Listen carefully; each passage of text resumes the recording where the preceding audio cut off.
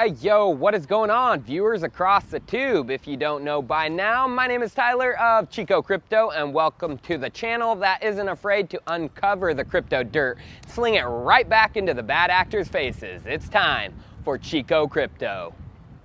A major topic over the weekend, besides the boring defensive Super Bowl, crappy commercials except the banned Bitcoin one, and Adam Levine taking his shirt off and showing his prison tats. Oh my goodness, I'm so glad he took off that jacket, yes! Was an exchange debacle that took place involving the Canadian Based Quadriga CX.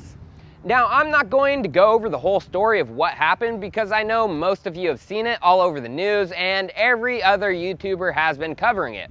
But for those who haven't heard, here's a quick breakdown. In October of last year, Quardriga had 28 million in funds frozen by the Canadian Imperial Bank of Commerce. Then, in early January 2019, Jennifer Robertson, the wife of CEO of the exchange Gerald Cotton, revealed that he had supposedly died in India. Weeks later, in late January, the exchange suddenly went offline, with maintenance issues and upgrade work stated as the issue. Of course, this was not true. According to legal documents, because of the death of Cotton, the exchange and staff has lost access to a fiat value of 150 million US dollars because the CEO Cotton was the only one with access to their cold wallets. And the private keys were lost when the CEO died. Well, crypto researchers of all walks of life started investigating the wallets, Bitcoin, Litecoin, Ethereum, and others, and have come to conclusions that Quadriga may not be telling the whole truth, actually outright lying, and they have been running a fractional reserve exchange, using these fractional reserves to service its customers while using clients' deposits to issue withdrawals. And it's even possible they never even had cold wallets. Then it gets weirder. Jesse Powell, CEO of Kraken Exchange, puts out a tweet saying they are investigating the wallet addresses belonging to Quadriga on their exchange. And then Jesse Powell goes on to say this, hinting that Cotton may have faked his own death, which started mass rumors and speculation on what is going on.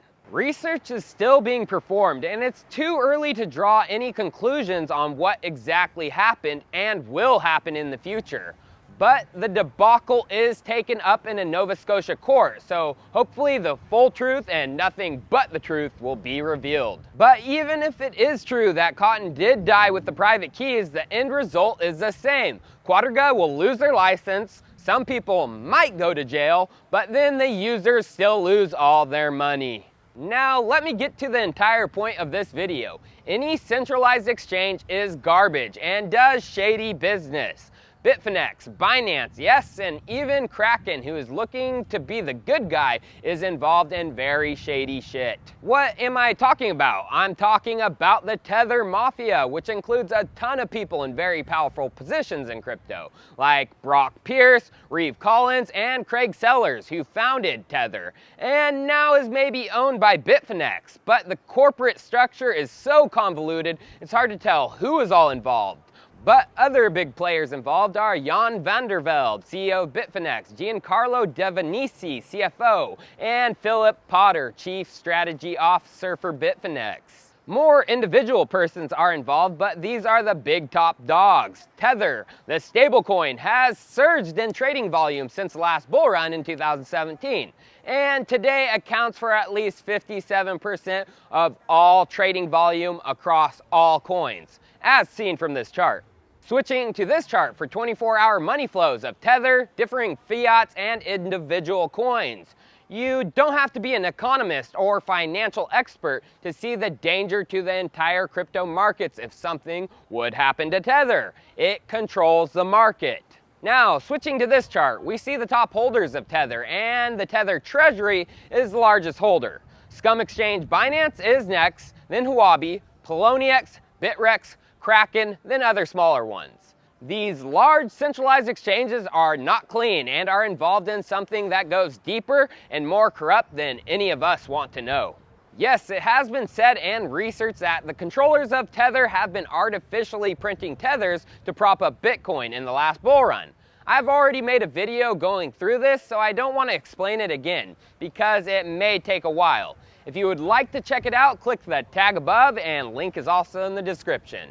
Even the R cryptocurrency god, Charlie Lee, who is talked about as some sort of crypto prophet who can predict the future, is involved with Tether. Yes, Tether is issuing USDT on the Omni layer of Litecoin. And even Charlie was extremely excited about it back in June of 2017, right before the start of the parabolic bull run. And as we all know, Charlie dumped his Litecoin at the top. Did he know something that we don't? How is he involved? Chico is researching right now, and a video will be coming for this guy very soon.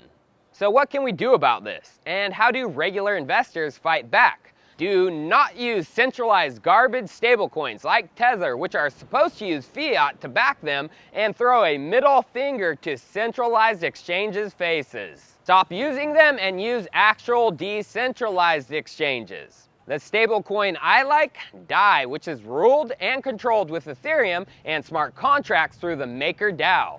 I have a video explainer if you would like to learn some basics of how Maker and DAI work in the tag above, also in the link of the description. What about decentralized exchanges? Ethereum has the largest ecosystem, so most Dexs are built there. You can use relayers built on the 0x protocol like Radar Relay or Paradex. Of course, there is IDEX, but they are adding KYC and AML, which doesn't really make them a DEX. If you want to trade outside of the Ethereum ecosystem, you can use the Waves DEX, which includes Waves and its assets, as well as Bitcoin, Ethereum, Litecoin, Monero, Zcash, and Dash. There is also Stellar's DEX and Client Stellar Term, which supports Stellar Lumens and its individual assets, but also Bitcoin, Ethereum, Kin, Litecoin, Ripple, and a few others. You can also use the Open Ledger DEX, which is built with BitShares, which of course includes BitShares, but also Bitcoin, Ethereum, Ripple, EOS, Dogecoin, and many other coins.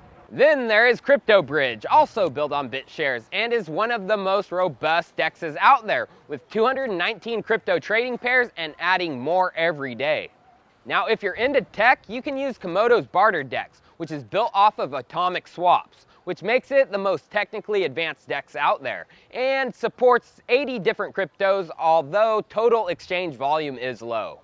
Finally, a very unique one, which is built using Tor, the anonymous network, called BitSquare or BISC. This makes it about as anonymous as it gets, and it's truly peer-to-peer. Included coins right now are Monero, Bitcoin, Dash, Beam, Ethereum, SpecterCoin, Zcash, Litecoin, and Grin. Well, viewers, as you can see, you have options. And these centralized exchanges running amok with Tether is just a repeat of the financial disaster Satoshi created Bitcoin in response to. Not your keys, not your crypto. Remember that. Cheers. I'll see you next time.